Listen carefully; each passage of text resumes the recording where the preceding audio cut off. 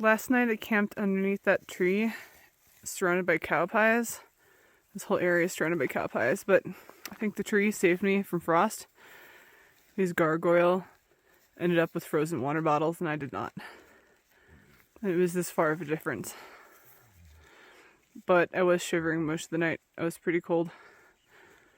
It's so weird how it'll be so windy during the day and the evening, but then as soon as the sun goes down, all the wind dies and it's just dead still. And once the sun starts rising up again, then the wind will pick up and then get worse and worse and whip you around. And then we'll die again once it goes down. It's nice to be back on the red line. I finished the Gila River alternate yesterday. And now we're just walking along the official CDT again. Only for a little bit. There's 2 routes to take into Pie Town. And we've decided to take the blue route. It's a little bit shorter. But both routes are basically dirt roads. And the blue goes straight to Pie Town. And then the red route ends up like 20 miles down the road, on the highway from Pie Town. So then you have to do a 20-mile road walk, like paved road walk on top of the dirt roads we'd be taking for either trail. So that doesn't sound as appealing. And also there's like a ranch rest facility thing on the blue route. So that sounds like it's our goal for tomorrow night. And then it'll be a shorter day into Pie Town. Okay, I'm back up at over 9,000 feet. We're climbing a mountain right now. I'm close to the top, but I'm doing much better than yesterday. Yesterday was like a shit show. I think I just drank too much water and like the elevation kind of got to me because I live at a low elevation. And it felt like there was a tornado in my stomach and it was really awful. It was really bad. I was not doing well, and then overnight I feel much better. And then now that we climbed back up high, I'm starting to feel it a little bit, but now that I took a break, I think I'll be fine. I'm acclimating now. I think it's kind of hard to see on this video, but there's definitely a fire there. There's huge amounts of smoke coming up from the mountains. We got cut up to the top of this like mountain thing, and we've been smelling smoke, and there's been a lot of helicopters and planes. And since I've got service, I looked it up, and there is a new fire that started 1 hour ago in our path to the road. So, unsure what is gonna happen in the next couple hours. Because, yeah, you could definitely tell the planes are there because of the fire, and we could smell it and see the smoke. Yep. Just a few miles from us. Oh my gosh, the trail is heading right towards the worst of the smoke.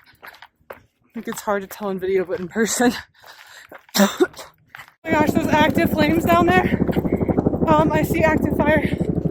I wanna huff it out of here. Oh my gosh. I'm scared. The trail's going into the fire. I don't know what to do. My friends are just ahead of me. Oh my gosh. Oh, I don't know what to do.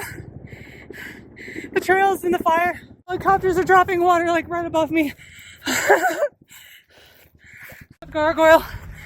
He ran through the fire on the trail. I ran off to the side and into a clearing and went around it and then found him. No puny forest fire will stop you from getting to Canada. I think we're in the upwind side of the fire, so we are. I think we're good now. The wind is spreading uphill, so I'm glad we got around that. But that fire was on the trail and very close. My legs are shaking right now. And then I couldn't find him. I'm like, oh shit, what do I do? I didn't know how far down the trail it was. Well, the flames were all right there. It was really hot in there. Oh yeah, I would imagine. It would be hot inside of a fire. It was like a furnace. And I could feel the heat.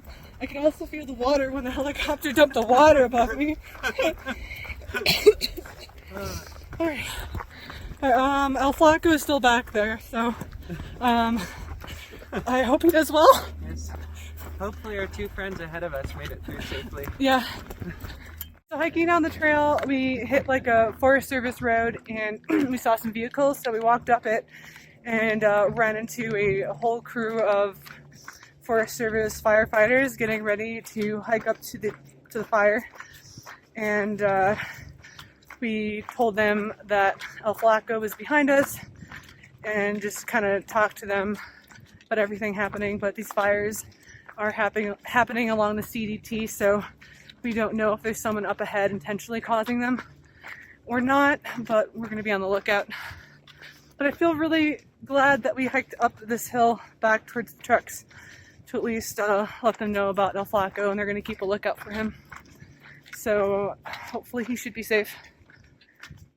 Right now I'm waiting for a hitch into reserve. I had no intention of going into reserve, but my shoes are pretty worn out. They've been through a lot. My new insoles are falling apart too. And all of my socks have holes. So my feet are just in a lot of pain. There's been a lot of rocks. My feet are really swollen and I have a lot more blisters. And it just really hurts to walk. So got to the road, only one car has gone by. Didn't pick me up. I was trying to meet up with Gator because his wife is picking him up here. But by the time I made my decision to try to join them, I was like 5-10 minutes late. So that's not great, but I think I really need to just have a town day. Like if I could get some Epsom salt and soak my feet or something like that, like maybe I could find socks in the grocery store. They won't be good socks, but I need something. I need to fix some things. El Flaco made it out alive. I'm very happy to see him again. We've been sitting here for 2 hours and only 2 cars have gone by. Neither of them stopped. But a car heading the other direction eventually turned around and wanted to make sure I was doing okay. Because they saw me sitting on the side of the road. I kind of explained what was going on and stuff like that, and one of the things they needed were socks, and then they were like, oh, we got some socks, so I got a pair of just some socks. I hope they're clean, I don't know, at least they're socks, because all my socks have holes like this big in them, and they said that the grocery store in town did not have socks, so cool. That'll be great, that I could have wearable socks. And then they said that the hotel down there was empty. Like the parking lot was empty, so I should have no problem getting a room for tonight. And there was a number on the board to call for a ride for like hikers in need of assistance and stuff like that. Which they let me borrow their sat phone, and I was able to call her because there's just no service here. I get like little touches and specks, but the call always drops and or it just doesn't connect at all. It's just kind of like a nightmare, but it's getting chilly. And at least I know in 45 minutes I have a ride. 45 minutes to an hour. That seems like really long for a really fast moving highway, and it's like 20 miles down the road. I figured it would be like, I don't know, 20-minute drive. I think all these cars are whipping by at like 80 miles an hour, so I'm not complaining, but I feel bad that this lady is getting out of bed to grab me, so it is what it is. I really wish I could have caught up with Gator in time because his wife is picking him up, but I just didn't get here in time. That would have been excellent. And I'm sure all the restaurants and grocery store and services are closed. But hey, I could at least get a hotel room and get cleaned up and then let my quilt dry out because my quilt is definitely wet right now. And there goes the sun. It's getting dark now. Can just spin around in the middle of the highway because no cars are coming. Oh my gosh, this sucks. So it's 10 o'clock, a full 4 hours after I was trying to hitch here. A trail angel picked me up and we drove incredibly slow. And there were a lot of elk, which was pretty cool. But made it to reserve, and I'm realizing I actually have like ash and smoke all over my face. This is smoke smeared into my sunscreen, which isn't ideal. But I made it to reserve.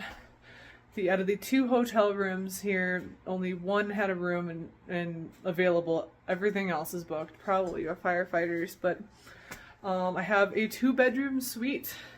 So we've got here's the master bedroom, and here's like the kitchen table area, front door. There's a whole like living area thing. This is like a house, honestly. Here, it actually comes with its own washer and dryer. This is an additional bedroom, which I won't be using. Entire kitchen, fully with all the silverware, pots, pans, dishes, microwave, stove, freezer, and it's a pretty nice bathroom, but no tub. I was really hoping to soak my feet in a tub, but this is all. The other option was $15 tenting, but that does include showers, but my sleeping quilt is wet. I don't really want to sleep in my tent because, yeah, the things to keep me warm are wet.